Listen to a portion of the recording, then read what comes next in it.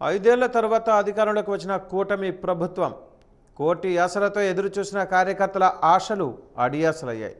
ప్రభుత్వం వచ్చి 11 నెలలు కావస్తున్న కేడర్కు దక్కని నామినేటెడ్ పదవులు, 1000 కళ్ళతో ఎదురుచూస్తున్న ఆశావాహులు, మిత్రధర్మం అంటూ మూడు ముక్కలాట.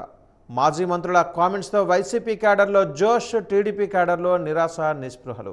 ప్రస్తుత పరిస్థితులపై వాజీ న్యూస్ ప్రత్యేక కథనం. కూటమి ప్రభుత్వం అధికారంలోకి రావాలని, రాష్ట్రానికి ముఖ్యమంత్రిగా చంద్రబాబు నాయుడు ప్రమాణ స్వీకారం చేయాలని తెలుగుదేశం పార్టీ నాయకులు, కార్యకర్తలు కళ్లకు కాయలు కాసేలా ఎదురు చూశారు. తమ నాయకుడిని ముఖ్యమంత్రి చేయాలని నాయకులు, కార్యకర్తలు పచ్చ జెండాను భుజంపై వేసుకొని రాత్రనక పగలనక తిరుగుతూ ఎన్నికలలో ఒక్కొక్కరు ఒక్కొక్క సైనికుడిలా పనిచేసి పార్టీ అధికారంలోకి వచ్చేందుకు అలుపెరగని పోరాటం చేశారు. కార్యకర్తలు, నాయకుల పోరాటం ఫలితంగా 5 ఏళ్ల తర్వాత కూటమి ప్రభుత్వం అధికారంలోకి వచ్చింది.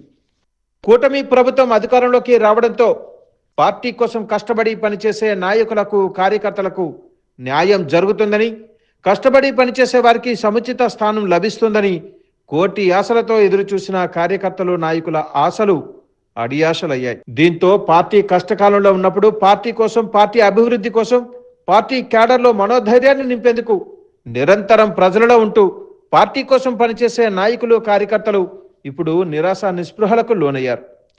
ఎన్నికల ప్రచారంలో నేను 2014-19లో ఉన్న బాబుని కాదని, నేను మారాను అని, 2024లో మారిన చంద్రబాబు నాయుడిని చూస్తారని పదే పదే చెప్పిన చంద్రబాబులో మార్పు వచ్చిందా అంటే ఆయనలో మార్పు రాలేదు. మరి ఆయనలో మార్పు రాదు అనే సత్యాన్ని జీర్ణించుకోలేకపోతున్నారు. ఇక యువ నాయకుడు లోకేష్ విషయానికి వస్తే, తెలుగుదేశం పార్టీకి కార్యకర్తలే, నాయకులే బలం, బలగం. నాయకులను, కార్యకర్తలను కాపాడుకునే బాధ్యత నాది. కార్యకర్తలు, నాయకులపై తప్పుడు కేసులు పెట్టే అధికారుల చిట్టాను ఈ రెడ్ బుక్లో పొందుపరుస్తున్నాను.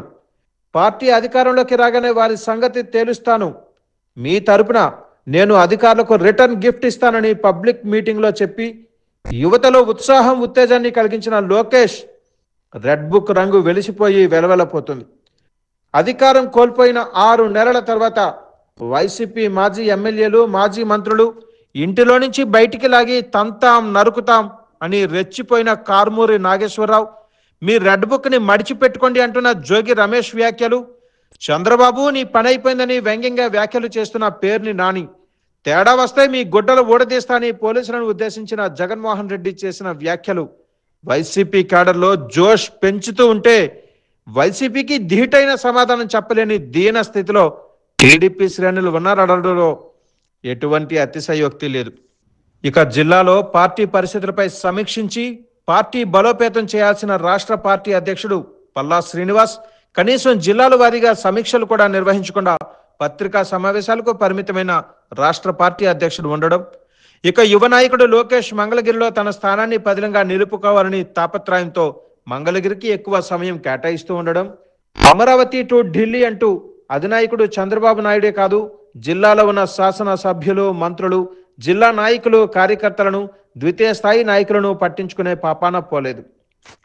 టీడీపీ కేడర్ని ఇబ్బంది పెట్టిన అధికారులు, వైసీపీ నాయకులకు వడ్డీతో సహా తిరిగి చెల్లిస్తామని ప్రతి మీటింగ్లో రెడ్ బుక్ చూపించి గంభీరంగా చెప్పిన లోకేష్ కార్యకర్తలు అనుకున్నంతగా, ఆశించినంతగా ప్రభావం చూపించకపోవడంతో లోకేష్ ప్రకటన మేకపోతు గాంభీర్యంగానే మిగిలిందని, అసలు మనం అధికారం పక్షంలో ఉన్నామా లేదంటే ప్రతిపక్షంలో ఉన్నామా అని తెలియని అయోమయ పరిస్థితిలో టీడీపీ కేడర్లో నెలకొంది. ప్రస్తుత పరిస్థితి చూస్తుంటే టీడీపీకి కరుడు కట్టిన కార్యకర్తగా, నాయకుడిగా పనిచేసిన వారిలో కూడా రోజు రోజుకి పార్టీ పట్ల, అధినాయకత్వం పట్ల అభిమానం సన్నగిల్లుతుందని అనడంలో ఎటువంటి సందేహం లేదు. గతంలో తెలుగుదేశం పార్టీ అధికారంలో ఉన్నప్పుడు కార్యకర్తలు, నాయకులలో ఉత్సాహాన్ని రెట్టింపు చేసేందుకు గ్రామ, మండల, జిల్లా స్థాయిలలో నామినేటెడ్ పదవులు ఇచ్చి పార్టీ కోసం కష్టపడి పనిచేసిన వారిని గౌరవించేవారు. దీంతో పార్టీ కేడర్లో జోష్ కనిపించేది. మరి నేడు కూటమి ప్రభుత్వం ఏర్పడి 11 నెలలు కావస్తున్న టీడీపీ ఆశావాహులు ఆశలు అడియాసలయ్యాయి. ఇక పొత్తులో భాగంగా మిత్రధర్మం కోసం ఉన్న పదవులను 3 వాటాలు వేసి 3 ముక్కలాట ఆడటంతో పార్టీ కోసం కష్టపడి పనిచేసిన కార్యకర్తలకు మొండి చేయ మిగులుతుందని టీడీపీ కేడర్లో చర్చ జరుగుతోంది. దేశంలోనే అత్యధికంగా సభ్యత్వం ఉన్న ప్రాంతీయ పార్టీ తెలుగుదేశం పార్టీ అని ప్రకటనలు చేస్తున్న అధినాయకుడు చంద్రబాబు, యువ నాయకుడు చిన్నబాబు తీరు పార్టీ కోసం అహర్నిశలు కష్టపడే నాయకులు, కార్యకర్తలు నిరాశ నిస్పృహలకు గురి చేస్తుందని గుర్తించాలి. లేదంటే 2024 ఎన్నికలలో వైసీపీకి ఎదురైన చేదు అనుభవం టీడీపీకి కూడా ఎదురవుతుందని గుర్తెరగాలి.